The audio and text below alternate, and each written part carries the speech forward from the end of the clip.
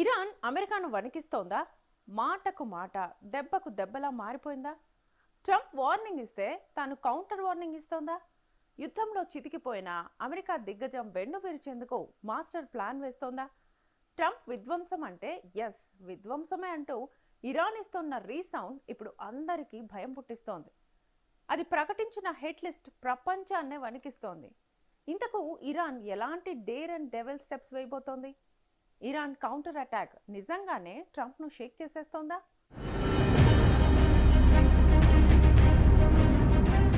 Iran America యుద్ధం పతాక స్థాయికి చేరుకుంది. ఈ దశలో పరస్పర ప్రకటనలు ప్రమాదకరంగా మారిపోతూ ఉన్నాయి. ఒకవైపు ట్రంప్ కఠిన హెచ్చరికలు చేస్తుంటే మరోవైపు ఇరాన్ హిట్ లిస్ట్ అంటూ ఇస్తున్నటువంటి సంకేతాలు ప్రపంచవ్యాప్తంగా ఆందోళనను రేకెత్తిస్తున్నాయి. ఈ యుద్ధం దేశాలను దాటి, సైనిక స్థావరాలను దాటి, ఆర్థిక, సైబర్, టెక్నాలజీ రంగాల మీదకి విస్తరించే మల్టీ డొమైన్ వార్గా మారే అవకాశం కనిపిస్తూ ఉంది. యుద్ధం ఆపేదే లేదంటున్న ఇరాన్కు అగ్రరాజ్యం అమెరికా స్ట్రాంగ్ వార్నింగ్ ఇచ్చింది. నెల రోజులుగా సాగుతున్న యుద్ధానికి ముగింపు పలికి తీరాల్సిందే అని, అందుకు బేషరతుగా తమతో ఒప్పందాలు కుదుర్చుకోవాలని అమెరికా హెచ్చరించింది. కాదు కూడదు అంటే పరిణామాలు చాలా తీవ్రంగా ఉంటాయని, ఇప్పటికన్నా విధ్వంసాన్ని ఇరాన్ చూడాల్సి ఉంటుందని ట్రంప్ నేరుగానే వార్నింగ్ ఇచ్చారు.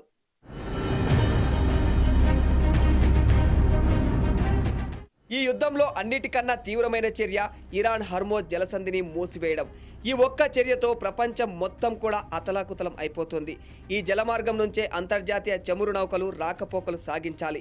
ఇరాన్తో ఏ దేశం తగువు పెట్టుకున్నా, ఇరాన్ ఎప్పుడు దెబ్బతిన్నా అది వెంటనే చేసే పని ఈ హర్మోజ్ జలమార్గాన్ని నియంత్రించడం.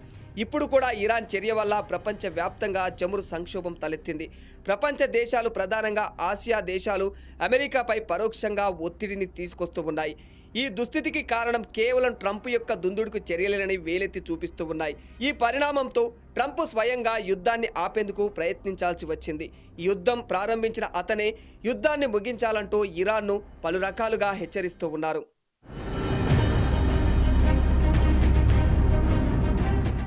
ఇరాన్ తన పంతా మొండితనం మార్చుకోకుంటే పవర్ ప్లాంట్స్, చమురు నిక్షేపాలు, కర్గు ద్వీపాన్ని అమెరికా సమూలంగా విధ్వంసం చేస్తుందని అల్టిమేటం ఇచ్చారు. అంతేకాకుండా స్వచ్ఛమైనటువంటి నీటిని సరఫరా చేసే డీశాలినేషన్ ప్లాంట్లను నేలమట్టం చేస్తామని తెలిపారు.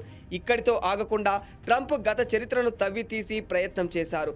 గత 4 దశాబ్దాల కాలంలో ఇరాన్ వేలాది మంది అమెరికన్ సైనికుల ప్రాణాలు తీసిందని, అందుకే ప్రతీకారంగానే తాజా దాడులు చేపట్టినట్లు ప్రకటించారు. కానీ ఇరాన్ మాత్రం మోకాలికి బట్టతలకు ముడివేసే ఈ మార్క్ ప్రకటనలో ట్రంప్ తప్ప ఎవరూ చేయలేరని వ్యాఖ్యానిస్తుంది.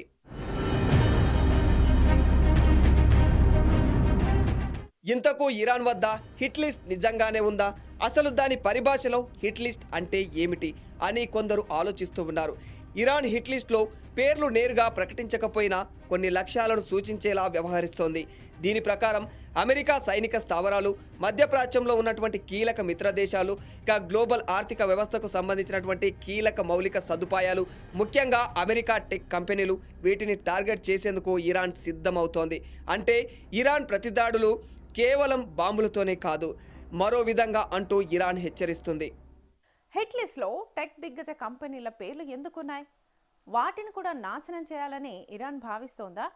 అలాంటి చర్యలకు పాల్పడితే నష్టం కేవలం అగ్రరాజ్యానికే కాకుండా ప్రపంచానికి అంతటా ఉండదా? మరి ఈ సూక్ష్మం ఇరాన్కు తెలియదా? తెలిసే డెలిబరేట్గా ముందుకెళ్తోందా?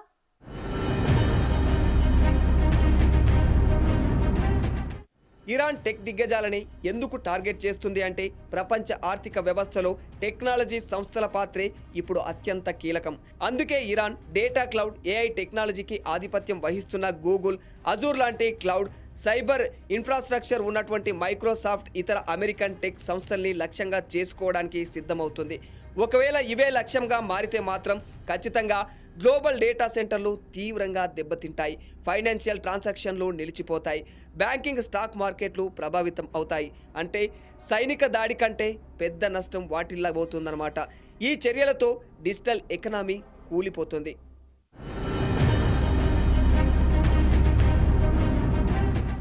అమెరికాతో పాటు ప్రపంచ దేశాలను ఆర్థికంగా వెన్ను విరిచేందుకు ఇరాన్ మాస్టర్ ప్లాన్ వేస్తోంది. ఈ వ్యూహం 3 అంచెలుగా ఉంటుంది. ఒకటి సైబర్ వార్. అమెరికా బ్యాంకింగ్ వ్యవస్థలపైన హ్యాకింగ్ దాడి చేయడం, ఇక పవర్ గ్రిడ్స్, కమ్యూనికేషన్ నెట్వర్క్స్పై దాడులు చేయడం, టెక్ కంపెనీల సర్వర్లను లక్ష్యంగా చేసుకోవడం ఇది మొదటి దశ. రెండో వ్యూహంగా ప్రపంచ ఆయిల్ మార్కెట్కు షాక్ ఇవ్వడం, హర్మోజ్ మూసివేస్తామని బెదిరించడం.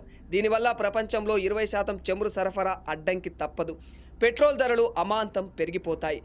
ఇక మూడో వ్యూహం ప్రాక్సీ వార్, మధ్యప్రాచ్యంలో మిలీషియా గ్రూపుల ద్వారా దాడులు చేయడం, తద్వారా అమెరికా మిత్ర దేశాలపై ఒత్తిడి తీసుకురావాలన్నది ఇరాన్ వ్యూహం. ఒకవేళ హిట్లిస్ట్ ప్రకారం ఇరాన్ బ్లైండ్గా ముందుకు పోతే ప్రపంచ ఆర్థిక వ్యవస్థ, గ్లోబల్ మార్కెట్స్ కుదేలవుతాయి. డాలర్ అస్థిరంగా మారుతుంది. ఐటీ, బ్యాంకింగ్ రంగాల్లో కల్లోలం మొదలవుతుంది. చమురు ధరలు పెరుగుతాయి. సైబర్ సెక్యూరిటీ సంక్షోభం తలెత్తుతుంది. యుద్ధం తీరు మారిపోతుంది. సంప్రదాయ యుద్ధం నుంచి డిజిటల్ యుద్ధానికి ప్రపంచం షిఫ్ట్ అవుతుంది. బాంబులు మాత్రమే కాదు, డేటా, డాలర్, డిజిటల్ ఇన్ఫ్రా కూడా ఆయుధాలుగా మారుతాయి. ఊహించడానికే భయంగా ఉండే ఈ విపత్తు ముంచుకు రావడానికి సిద్ధంగా ఉంది.